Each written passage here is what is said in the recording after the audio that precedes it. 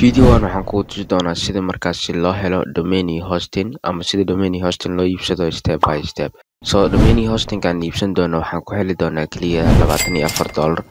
Waxaana ka iibsan doonaa markaasi shirkadaha domainka laga iibsado oo ah markaasi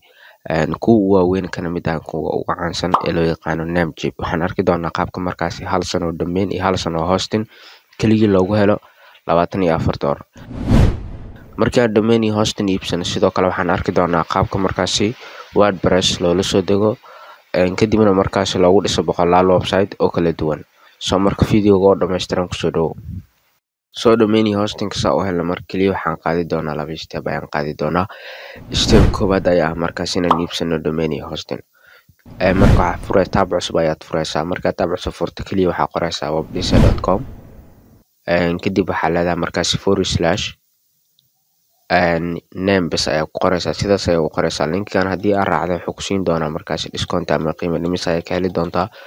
Marka isku day inaad markaasi linkigan raacdo ama sidoo kale waxaan dhigi doonaa qaybta description-ka videogan halkaas waad ku dhufan kartaa.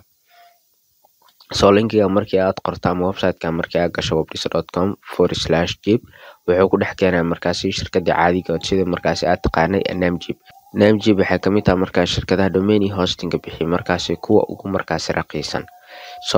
Wejiga hore marka sidan uu og yahay waxaa sameynaysaa marka waxaad dul tagaysaa meeshan ay ku qoran tahay hosting ayaad dul tagaysaa. kadibna waxaad kasii dooranaysaa shared hosting. Shared hosting markaad doorato saa ujeedo wuxuuna siinaa 3 balan oo kala Stellar Plus iyo Stellar Business. midka koowaad Stellar ku horeeyo waa intii bishii waxa waay $1.48 $1 iyo bar ku dhawaad waaye.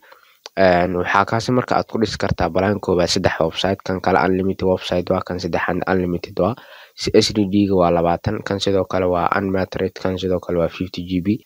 saddexdan balan isbarbar dhig midka ku wanaagsan dooro haddii aad kaliya iska tahay marka aadan hadhow dhisi doonin 3 website ka badan isku day midkan Stellar-ka ay ku qoran tahay inaad iibsato. saa ujeedo sanadka u horeeya waxay sameeyeen discount ah 67% lagaaga dhigay first year. marka kaas aniga hadda iibsana kaliya waxaan leeyahay get started ayaan leeyahay markaasi. get started markaa dhahday inta ayuu ku dhex keenayaa markaasi. meeshan saa ujeedo number step-ka labaad uu ku weydiinaya wuxuu ku leeyahay new domain or markaas existing domain. hadda ujeedo waxa ay dooran new domain name ay dooran hoos usoo degaysaa kadibna new purchase dooro. meeshan search ay ku qoran tahay kaliya waxaa gelisaa domainka. hadda domainkana hore usoo kobiyeysto soo qaatay hebel magacaada.com.net ayaad gelinaysaa. marka domainka aad geliso kaas saa ujeedo domainka sanadkii oo dhan waa $6.98 halkii sano ama $7 ku dhawaad. hostingkana qiimihiisa ujeedo hoos ku qoran yahay waa $17.26.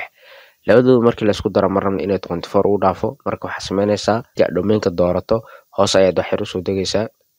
hoos markii aad soo degto meeshan ay ku qoran tahay markaasi connected to hosting ayaad ku dhufanaysaa oo domainkii macnaha hostingka waa isku xiraysaa. marka connecting to hosting ku dhufato saa ujeedo hostingkii waa 17daas. sidoo kale kii kalena markaasi domainkiina waa $7 markii la isku daro waxay isku noqotay $24.93. saa ujeedo billing cycle-ka hal sano 2 sano sida loogu bedelo kuwaas gadaal ayaan ka arki doonaa. kaliya waxaa leedahay markaas add to cart ayaa leedahay. add to cart marka aad inta ayuu keenayaa domain registration-ka meesha ujeedo hadda markaasi waa hal sano. haddii aad rabto meeshaan waa bedeli kartaa. tusaale ahaan haddii meeshaan aan furo waxaan ka dhigi karaa kaba soo qaad waxaan ka dhigi karaa 3 sano ayaan ka dhigi karaa. marka 3 sano ka dhigto fiir qiimaha 60 oo isku bedela. marka hadda hal sano bas ayaan iskaga dhaafaynaa domainkeena. Stellar-kan waa kana marka hosting-kan hadda hal bil hal year hal sano 2 sano waa ka dhigi kartaa. aniga hadda hal bil haddii aan ka dhigo qiimaha fiir wuxuu isku bedeli doonaa hosting iyo domainka $21 isku noqonayaan. marka kaliya aniga hadda waxaan ku dhaafaa 2 sano haddaa ka dhigtana $45 waa. marka haddana isagana hosting-kan waxaan ku dhaafaa 1 sano ayaan ku dhaafaa. labadooda kala fahan midka kore waa domainka kana hoosana waa hosting-ka. marka labadooda hal sano ku doornaadaan kadib marka meeshaan waxaad ku dhuftay ay ku qoran tahay confirm order ayaa ku dhufanaysaa. confirm order markii aad dhahdo meeshaan waa muhiim marka 2 tab ayuu ku furaa. haddii aad account leedahay login aad leedahay laakiin anaga hadda account ma lihin oo sida aad sameyn doonto waxa waay create ayaa leedahay account meeshaan ay ku qoran tahay ayaa xog buuxinaysaa. meeshaan isku day xogta aad gelisay inaad markaas aad xasuusnaato sida username-ka gmail-ka iyo password-ka. markoobaad username sameysa hadhow haddii aad u baahan tahay qaybta cPanel-ka inaad soo gasho waxaa lu leeyahay username-kaada iyo markaas password geliso. marka isku day inaad xogahan oo dhan markaas aad buuxiso meesha u horeysa haddaan kaba soo qaad waxaan gelinaynaa username aan gelinaynaa username sidaasaan leenahay inta password abuurona leeyahay haddana passwordkii confirm aa sameynaysaa ku celinaysaa kadibna waxaad sameynaysaa meeshan waxaad gelinaysaa markaasi first name magaca koobaad ayaad gelinaysaa intana last name qofka intan email addresski ayaad gelinaysaa marka intaas sameyso meesha ugu dambeyso tig waad saaran kartaa haddii aad u baahan tahana tig waa ka qaadan kartaa oo maxaa la dhahay haddii aad rabto inuu namejib ay kusoo darto newsletters iyo fariimo iyo waxyaabo marketing iyo discount marka sameeyaan iyo waxyaabo la xiriiro dhan tig saara haddii kale tigta iskaga qaad haddii aadan email ka imaanayo aadan u baahnayn kadibna marka waxaa ku dhufataa meesha ay ku qoran tahay create account and continue ku dhufo markaa dhahdo wuxuuna keenaa markaa qaybta ku xigta account information saa ujeeda first name last name waa soo habeenay xogahan oo dhan aan buuxinaynaa marka adereysyadan email-ahaan iyo waxyaabahan oo dhan soo marka koobaad meeshan ay ku qoran tahay address line 1 kan waxaad gelinaysaa meesha aad joogto hadda kaba soo qaad waxaan iska leenahay kilometer 4 afgoy aan iska leenahay meesha ku xigta markaas ay ku qoran tahay city waa magaalada aad joogto waxaan leenahay Muqdisho xogahani macnaha muhiim ma aha oo delivery kusoo sameynayaan alaab kuma soo dhiibayn marka haddii aad qalad hadhow problemin kama imaanaa laakiin xogta meesha aad joogto iska geli meeshan state ama province ay ku qoran tahay waa gobolka aad joogto kadib meeshan zip code-ka ay ku qoran tahay ama postal code-ka maadaama Soomaaliland joogno 252 aan leenahay kadibna wadanka meeshan ka fur marka furto wadanka asle taabo ama ayada kusoo boodeyso Soomaaliya hadda istaabato kaasa meesha ku qoran kaliya ka doora markaasi dalka aad joogto haddii aad dalka la joogtana halkaas ku qor soo meesha marka phone numberka inta gelin waa inaad doorataa furaha dalkaaga oo ahan markaas Soomaaliya hadda noo dooran waa 252 soo meeshan waxaad ka raadinaysaa markaasi 252 ayaad ka raadinaysaa waa ay dheer tahay laakiin markii aad 252 aad aragto 2 marka aragto ayada soo boodeyso wixii markaasi furaha 252 oo ka bilaabanayo soo hadda ujeeda waa taas 252 soo 252 markii aan ku dhufano marka meeshan waxaan gelinaynaa numberkaada ayaad gelinaysaa sida caadiga ah 6 xal ayaad ka bilaabaysaa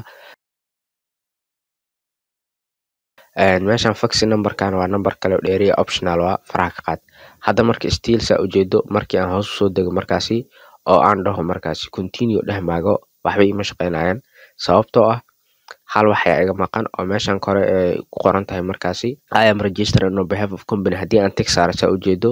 aan xogta geliyo hadda waa u shaqeynaa soo marka waxaa sameysaa meeshan xog geli markii hadda aan ku dhuftay aan xogta geliyo fiiro markaasi xogta marka company name-ka ay ku qoraysaa magaca company-gaana hadda website ka qoraa job title-kan waa iska dhaafi kartaa kaliya markaasi web developer iska leenahay marka meeshaas inaad wax ku qorto haddii kale hadhow waa uu ka diidaa continue marka iska hubi xogtaana marka hal mar garay marka intaas sameeyay waxaa dhahdaa continue soo ugu dambeyn marka inta ay ku keenaya account information kan first name last name ka soo buuxinay register contact-gii administrative contact-gii wixii dhammaay waa taasa marka u dambeyso meeshan waxay ku qoran tahay save the configuration above to my default jack setting mar walba oo lacag bixinayso aad rabto domain kaliya wax inaad iibsato soo meeshan marka tig waa saaran kartaa haddii aad rabto mar walba jack out-ka oo lacag bixinayso inuu markaas xogtan uu isticmaalo address-yadan haddii kale tagta iskaga qaad marka intaas sameys kaliya waxaa dhahdaa continue wuxuuna keenaa marka saa ujeeda hadda qaybta billing-ka oo payment method-ka gelinaysaa markaana waa meesha ugu muhiimsaneed oo lacag bixinta ah soo meeshan marka waxaad ka dooranaynaa kaar ayaa noo dooran mastercard soo meeshan waxaan gelinaynaa bes magaca kaarka ayaan gelinaa xogtaana waa qari doonaa dabcan seelata waa fahmaysaa sababta soo meeshan kaarka name-ka marka geliso meeshan hoosteeda kaar number-ka geli meesha yar la socotaan waxaa gelisaa expiration-ka CVV-ga meeshaas geli marka intaas sameyso hoos soo deg markaasi remember this card waxaad dhigi kartaa kaarkan meeshaas tig waa saari kartaa mar walba aan isticmaalayo wax iibsanaa kaarkan inaan isticmaalayo ayaan rabaa isoo xasuusi haddii kalena tigta waa ka qaadi kartaa intaas keliya ayaa sameynaysaa haddii bible aa u baahantaa dabcan wataasa meesha ugu dambeeyana markaasi waxaad dhigi kartaa renewal setting barjos meeshaan la renewal setting barjoskan wax kale maaha renewal qaybta u dambeyso renewalkan settingkan ama cusboonaysiintan wax kale maaha mar walba lacala aad rabto markaasi kaba soo qaad inaad maxallahay aad domainkaada ama hostingkii ka dhaca aad cusboonaysiiso wuxuu ku leeyahay markaas automatic ahaan uu cusboonaysi oo lacagta kaarkeeda ka jara waa dhigi kartaa haddii aad tig saarto haddii kale tigta waa iskaga qaadi kartaa saa hadhow marka uu kaa dhici rabo adiga gacantaada si manual oo caadi ah uga cusboonaysiiso ka intaas sameys kaliya waxaa dhahdaa continue continue marka dhado wuxuu ku dhex keenaa page-ka markaas pay now waa meesha ugu dambeysay markaas marka meeshan waxaa arkaysaa pay now go page-kani domain registration-kii inta waqtiga ay iibsatay qiimihiisa free domain privacy iyo xoogag badan ku qoran iyo mastercard-ka lacagta ku bixisay waxyaabahaas oo dhan marka waa ay saxan yihiin order review waa wax meesha kugu qoran meesha ugu hooseysa markaas ugu muhiimsan waa inta ay ku qoran tahay read terms and agreed macnaha terms-kan oo dhan waa kugu raacaya leedahay meeshan tiga u saaraysa hadaadan tig saarin company-ga ma aqbalay lacagta marka meesha ugu dambeyso tig saar markii aad tig saartana si lacagta marka akoonkaada looga bixiyo markaasi kaliya waxaa dhahdaa markaasi pay now ku dhufo so pay now markaan dhahna waa kana saa ujeedo wuxuuna leeyahay we are processing your order saacado yar ay qaadanaysaa mastercard-kaad hubi inay lacagta saxda ay kugu jirto dabcan problem kulmaysid marka intaas sameyso page-ka hoos ku qoran wuxuu leeyahay markaasi statuska of your page-kaada waxaa laga yaabaa inuu automatically update u sameeyo sakino walbo markaas wuxuu dhahaysaa page-ka markaasi haddaad aragto asigoon waxba dhicaynin kaliya waxaad ku dhufataa meesha ay ku qoran tahay refresh this page manually oo hoose soo hadda waa ku dhufta aniga saan u leeyahay markaasi wax yaraan sugeynaa marka saa ujeedo we are processing ayuu leeyahay order aan sugno okay asiga marka automatic ahaan wuxuu leeyahay markaas page-kan uu ku geenaa thank you for your purchase oo waa iibsatay ayuu leeyahay customer-keeda payment details-ka xogta oo dhan meesha iga muuqataa marka meesha kor waxaa ku qoran what's next this simple steps can follow oo raac marka waxyaabahaas dhan u baahneyd oo haddii aniga ayaa ku tusay si WordPress loo soo degsado kaliya waxaad aniga aan sameeyo markaasi sameey kaliya waxaa ku dhuftaa marka meeshaasi akoonkaada ku dhufo kadibna meeshan waxaa kasii doorataa dashboard ka dooro okay wax kale ma sameynaysid intaas bis sameey dashboard markaa ka doorato inta ayuu ku keenaa meeshan waa cpanel-kaada soo markaas cpanel-kaada marka aad joogto weliba qaybta dashboard-ka adigoo joogo meeshan waxaa ujeedaa ay ku qoran tahay phenomoblue.com waa magaca website-ka hoostiisa meeshaas calaamadan drop down-ku ay soo jeedo zoom ayaan soo dhihi doonaa taas ayaad furaysaa calaamadaas marka aad furto soo calaamada markaa furto meel magacaada kugu qoran meel hostingki meel SSL meesha ay meelna SSL marka anaga hadda uma baahnin magaca domainka.com hortiisa inaan markaasi aan dhahno manage ma dhihi karta like stellar hostingka meesha u horeysa gadaasheeda saa ujeeda waxaa ku qoran meel manage ay ku qorantaa jirto marka managekaas ha ku dhufan calaamadaas drop downka ay ku qorantaho soo jeeda fur markii aad furto waxaa ka doorataa bes go to cpanel-ka waa meesha laga soo degsado software-ada sida WordPress-ka iyo waxyaabahaas oo dhan marka cpanel-kaada mar walba aad rabto inaad soo booqato sidaas ayaad ku iman kartaa waatana marka cpanel-ka nagey waxaana hadday kusoo baxaan lacala close-iska dheh ha ku wareerin so meeshan ay ku qorantaha marka waa u baahnaa waa kana soft close apps installer meesha ku qorantaha ku dhufo dabcan waa website walba ama hosting walba cpanel-keeda waa meesha laga soo degsado WordPress-yadoo dhan ama content management system-yadoo dhan saa ujeeda meesha WordPress Joomla aan ku haysanaa waxaan oo dhan markaasi waa content management system marka anaga hadda waxaan u baahnaa WordPress bes kaliya waxaa ku dhuftaa meesha ay ku qoran tahay WordPress hoostiisa install ay ku qoran tahay ku dhufo install markaa dhahdo waa kana WordPress-kii ayuu ku keenay markaasi soo WordPress-ka dabcan waxaa u sameysanaysaa markii aad rabto markaasi maxaa lahay inaad la soo degto username iyo password iyo waxyaabahaas saa ujeeda meesha magaciyaa noo dooran meeshan site setting-ka uma baahnid kaliya waxaa u baahan tahay meeshan ay ku qoran tahay admin account saddexda meel inaad markaasi aad buuxiso aadna xasuusnaato kooda hore username sameyso oo WordPress-kaada login ku dhahdo soo marka username geliso haddana password geli meesha admin password-ka haddana email geli admin email lacala markii password-ka aad WordPress-ka ilowdo kale inaad soo ceshan karto markaasi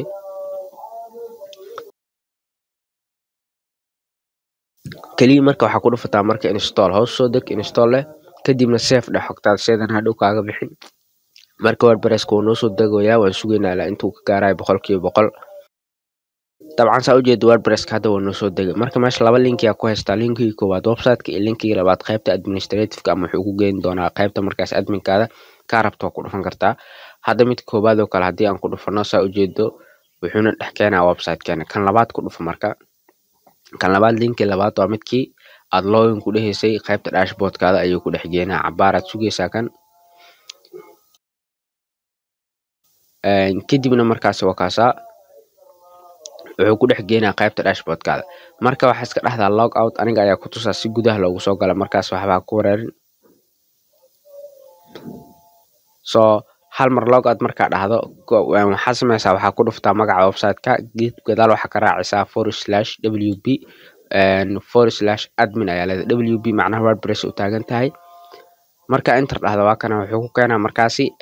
qaybta loginka waa hadda aad username iyo passwordkii aan soo sameysanaynay markaan wordpress la soo degayna bas geli meeshaani kadibna waxaa dhahdaa remember me xasuusi hadhow oo mar walba inaad qorto u baahnayd kadibna login dhah marka login dhahdo dabcan wuxuu ku dhex keenayaa qaybta markaasi dashboardkaada ama qaybta markaasi backendiga sidoo kale su'aasha kale isweydiinaysa waxaa laga yaabaa website-kaada markii aad soo booqato ama gudaha markaa u gasho in meeshan kor markaas aysan calaamada SSL ka muuqan ee markaas uu leeyahay haddii aad ku dhufato your site is not connection ama secure ma aha website-kaada sababtana wax kale ma aha SSL-ka 25 daqiiqo kadib waa ay soo muuqanaysaa si markaas taasi aan u hubino waxaad ku soo laabataa qaybta markaasi